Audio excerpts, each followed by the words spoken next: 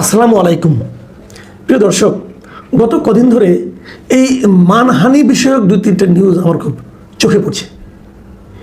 কোনো একটা ঘটনায় কোনো একজনেরকে অপমান করা হয়েছে, তার মানহানি হয়েছে, এবং এটা নিয়ে যার মানহানি হয়েছে তিনি অবশ্য অতটা বিচলিত নন, কিন্তু তার কিছু সমর্থক খুবই উন্মত্ত এবং তারা বেপরোয়া। এই সমস্ত ঘটনা ঘটছে। প্রথম ঘটনাটা ঘটেছে আমাদের প্রধানমন্ত্রী জনাব তারেক রহমানকে নিয়ে একটা মন্তব্য করেছেন জাতীয় গণতান্ত্রিক পার্টি মানে জাকপার একজন নেতা, উনি জাকপার সহসভাপতি এবং একই সঙ্গে স্পোক্স পারসন মিস্টার রাশেদ প্রধান। উনি কিছু কথা বলেছেন। এই বলার কারণে বিএনপির কর্মী সমর্থক ছাত্রদল অথবা যুবদল এই ধরনের যারা আছেন তারা খুবই দুঃখিত হয়েছেন এবং তারা মনে করেছেন তাদের নেতার মানহানি করা হয়েছে, নেতাকে অপমান করা হয়েছে। অতএব এর চিকিৎসা কি? এর চিকিৎসা হলো যে রাশেদ প্রধানের বাড়ি ভাঙচুর করা, রাশেদ প্রধানের যে অফিস পঞ্চগড়ের সেই অফিস ভাঙচুর করা, তার বিরুদ্ধে মিছিল করা এবং তাকে পঞ্চগড়ে অবাঞ্ছিত ঘোষণা করা। এই যে কাজগুলো তারা করেছেন এর কোনোটাই কিন্তু আইনের মধ্যে পড়ে না, কিন্তু তারা এটা করেছেন এবং প্রকাশ্যে করেছেন। তাহলে আপনি ওনার অফিস ভাঙচুর কেন? আপনি স্লোগান দিতে পারেন, আপনি মিটিং করতে পারেন, এটা নিয়ে আপনার প্রতিবাদ করতে পারেন, কোনো সমস্যা নেই, কিন্তু ওর অফিস ভাঙলেন কেন? এটা জিজ্ঞাসা করাতে যারা এই কাজটা করেছেন পঞ্চগড় জেলা যুবদল এবং যুবদলের যে সাধারণ সম্পাদক তিনি বলেছেন যে আমরা কেবল মিছিল আর মিটিং করেছি এবং তাকে অবাঞ্ছিত ঘোষণা করেছি, কিন্তু যাক অফিসে ভাঙচুর করেছে বিক্ষুব্ধ জনতা, আমরা না, ওটার সঙ্গে আমাদের কোনো সম্পর্ক নেই। এই বিক্ষুব্ধ জনতারা কারা? যদি আপনি ভিডিও ফুটেজ দেখবেন, দেখবেন যে বিক্ষুব্ধ জনতা এবং তাদের নেতাকর্মী এদের মধ্যে বেসিক্যালি খুব একটা পার্থক্য নেই। তো এই কাজ তারা করেছেন। আবার এর একদিন পরে দেখলাম যে এটা নিয়ে ওই রাশেদ প্রধান উনি আবার একটা প্রেস কনফারেন্স করেছেন, উনি আবার ব্যাখ্যা করেছেন যে উনি কী শব্দটা ব্যবহার করেছেন, উনি কুলাঙ্গার শব্দটা ব্যবহার করেছেন। এই কুলাঙ্গারের উনি একটা ব্যাখ্যা দিয়েছেন, কুলাঙ্গার বলতে কী বোঝায় না বোঝায় না কিছু। তো এই বিষয়টা নিয়ে মানে এত হইচইয়ের কী দরকার ছিল? আমি এই কথাটাই বলতে যাচ্ছি। দেখুন, রাশেদ প্রধানের এই বক্তব্যটা আমি শুনেছি, ভিডিও তো পাওয়া যায়, আজকাল সবই পাওয়া যায়, এবং বক্তব্যটা আমার পছন্দ হয় না। আমার কাছে মোটামুটি অরুচিকর একটা বক্তব্য মনে হয়েছে। এবং রাশেদ প্রধানকে আমার একজন পলিটিক্যাল লিডার হিসাবে মানতে কষ্ট হয়েছে যে এরকম একটা লোক একটা রাজনৈতিক দলের এরকম ভাষা যিনি ব্যবহার করেন, তিনি একটা রাজনৈতিক দলের এত গুরুত্বপূর্ণ নেতা হন কীভাবে, এটাও আমি ঠিক ভালোভাবে বুঝতে পারিনি। তারপরে ওনার যে ব্যক্তিগত শিক্ষা, যে রুচি, তার মাধ্যমে তিনি কথা বলবেন। যেমন আমি যখন কথা বলি, আমি কিন্তু আমার নিজস্ব যে জ্ঞান, আমার যে বুদ্ধিমত্তা, আমার যে মানে পরিবার থেকে আমার যে শিক্ষা, যে রুচি, আমি কিন্তু তার বাইরে যেতে পারবো না, আমাকে এখানেই থাকতে হবে। এবং আমার চিন্তা ভাবনা সব কিছু কিন্তু আমার মুখ দিয়ে উচ্চারিত কথার মাধ্যমেই আপনি টের পেয়ে যাবেন যে এই লোকটা কোন বংশের, এই লোকটা কীরকম শিক্ষা, এই লোকটা কীরকম চিন্তা, এটা কিন্তু আপনি বুঝে যাবেন। কাজে রাশেদ প্রধানও তাই করেছেন। এখন সব মানুষ তো আপনার মতো হবে না, সব মানুষ তো আপনার মতো কথা বলবেও না। তো উনি বলেছেন আমার পার্সোনালি ভালো লাগেনি। আমি ওরা নিন্দা করতে আমি মনে করি উনি এই জন্য আমার কাছ থেকে অন্তরকে নিন্দা পেতে পারেন এই সমস্ত শব্দ ব্যবহারের জন্য। কিন্তু প্রশ্ন হলো তার প্রতিক্রিয়ায় এই মানে দলের যারা নেতা কর্মী যারা তারা যে আচরণটা করলেন সেটা কি, সেটাকে আপনি কী বলবেন? সেটা নিয়ে আমার যে প্রশ্ন সেটা হলো, দেখুন একটা কথা বলি, রাশেদ প্রধান কত বড় নেতা, এর নাম তো আমি আগে ভালোভাবে জানতাম না, আপনি জানতেন? আমার তো সন্দেহ আছে এই লোকটা কে। জাকপা নামে যেটা পার্টি ছিল, এটা শফিউল আলম প্রধান যখন ছিলেন তখন মাঝে মাঝে নানা রকম অঘটন দিয়ে উনি আলোচনায় আসতেন।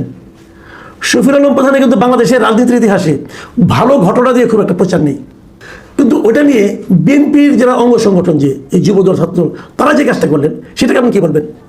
ছোট্ট একটা জায়গায় ছোট্ট একটা নেতা অশ্লীল একটা কথা বলেছে, তাতে আপনি ক্ষুব্ধ হয়েছেন। ক্ষুব্ধ হয়ে আপনি এমন এমন কাজ করেছেন, আপনার কাছে মনে হয়েছে আপনার নেতার জন্য এই শব্দটা প্রয়োগ করা আর রাশেদ প্রধানের ঠিক হয়নি। তো ক্ষুব্ধ হয়ে আপনি এমন এমন কাজ করেছেন যে ঘটনাটা এখন পুরো দেশের লোক জেনে গেল। আপনার নেতার মান সম্মান কি আগের তুলনায় বাড়লো না কমলো? আপনি তারেক রহমানকে জিজ্ঞাসা করেন, উনি বলবেন আমার তো কিছু হয় নাই, ওনার কিছু হয় নাই। কিন্তু শোনেন, ধরেন একটা বিশাল গাছ, সেই গাছকে যে আপনি একটা লাথি মারলেন, গাছ ভেঙে পড়বে? যদি সেটা মনে করেন একটা বট গাছ হয়, ভেঙে পড়বে? আপনি যদি বারবার লাথি দেন আপনি ব্যথা পাবেন, যারা দেখবে আশেপাশে তারা ভাববে এই লোকটা কি পাগল নাকি, গাছের কিছু হবে? হবে না। কিন্তু তো তারেক রহমানের তুলনায় রাশেদ প্রধানের অবস্থান ওরকম।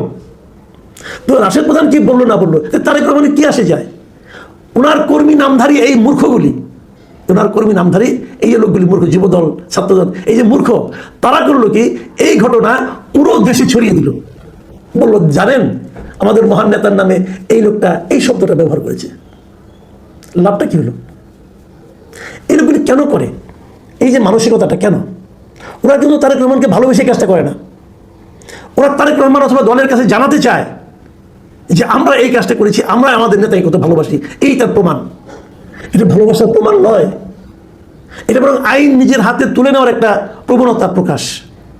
একই সঙ্গে নেতা, শুনেন, কারণ আমি যদি কিছু হয়, আপনার যদি এটাকে ঢেকে রাখা, ওটাকে ছড়িয়ে দেওয়ার মাধ্যমে কিন্তু আপনি কিছু লাভ করলেন না। আপনার বরং তারেক রহমানের মানসিকতাটা একবার বোঝার চেষ্টা করে। একটা ঘটনার কথা বলি।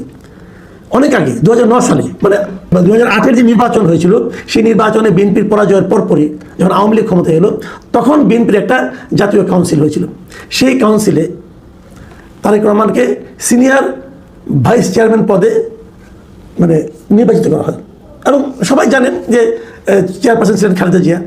ওনার কারণে ওনার পুত্রের বড় পদ পান, মানে উনি দ্বিতীয় মানে প্রধান ব্যক্তিত্বে রূপান্তরিত হলেন।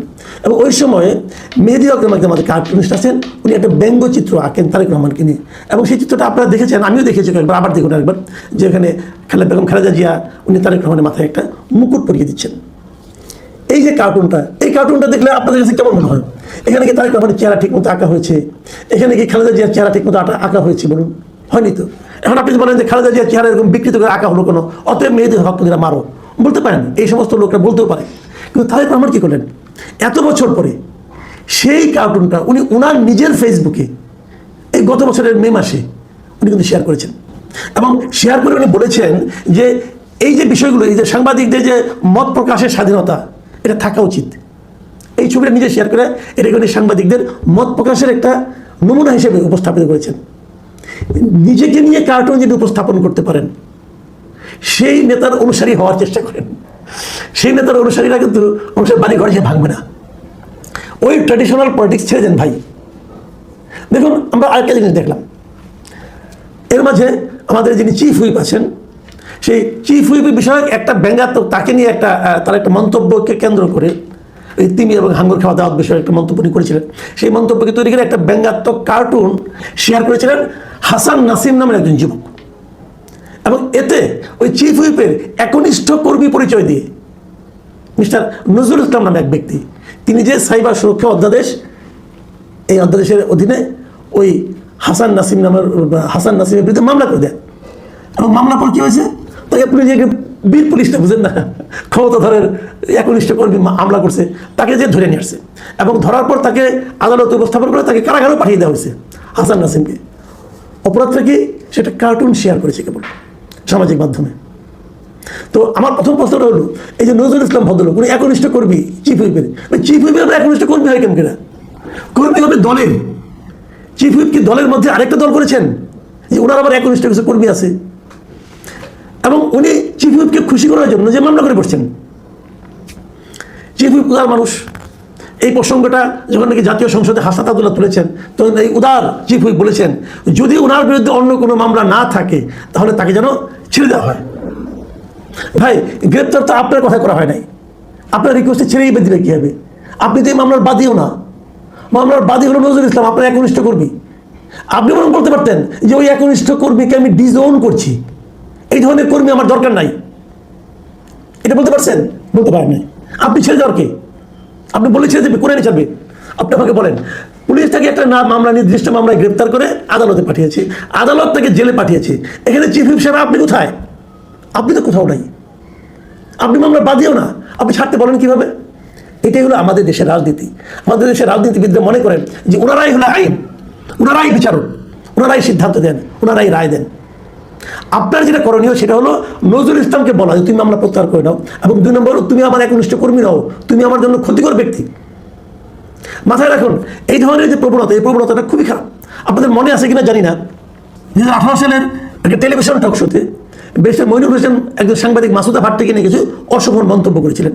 সেই কারণে তার বিরুদ্ধে সারা দেশে 22টা মামলা হয়েছিল, ওনাকে গ্রেপ্তারও হতে হয়েছিল। তো যদি মাসুদা ভাট্টির মান সম্মান যে থাকে, তাহলে এই 22 জন লোককে মামলা সারা দেশে করতে হবে কেন? যার মান হানি হয়েছে তিনি মামলা করবেন, তার কর্মীদের মামলা করতে হবে কেন? এবং কর্মীদের এরকম মামলা পুলিশই বা গ্রহণ করবে কেন? আদালতই বা কেন জিজ্ঞাসা করবে না? ভাই, মান যার হানি হয়েছে তিনি মামলা করেন, আপনি কে? এই প্রবণতা আমরা সবসময় দেখে এসেছি। প্রধানমন্ত্রী অনুগত লোকেরা প্রধানমন্ত্রী মানহানি হয়েছে বলে মামলা করেন, যার মানহানি হলো তিনি মামলা করলেন না, আরেকজন লোক মামলা করলো। তার যে মানহানি হয়েছে এটা ওই ভদ্রলোক কী করে বুঝলো? তার সঙ্গে দেখা হয়েছিল, সে তাকে বলেছিল ভাই আমার মানহানি হয়েছে, তুমি যে আমার পক্ষে একটা মামলা করে দাও। আমরা এটা কিন্তু হাসিনার আমলে প্রচুর দেখেছি। তো সেই প্রবণতা আমাদের যদি আবারও দেখতে হয়, তাহলে এত রক্তক্ষয়ের মাধ্যমে হাসিনার মতো স্বৈরাচারী শাসককে বিদায় করে আমাদের কি লাভ হলো? আসলে সব কিছু কি ঘুরে ঘুরে আসে? আমি মনে করি এটা থামানোর দায়িত্ব হলো তারেক রহমান অথবা চিফ হুইপ, যাদের হয়ে অন্যরা মামলা করে, ঠিক সেই নেতাদের এর দায়িত্ব নিতে হবে। তাদেরকে বলতে হবে ভাই মাপ চাই, তোমরা আমার মানহানির কথা বলে সারা দেশে আমার মানহানির বক্তব্য আরও ছড়িয়ে দিও না।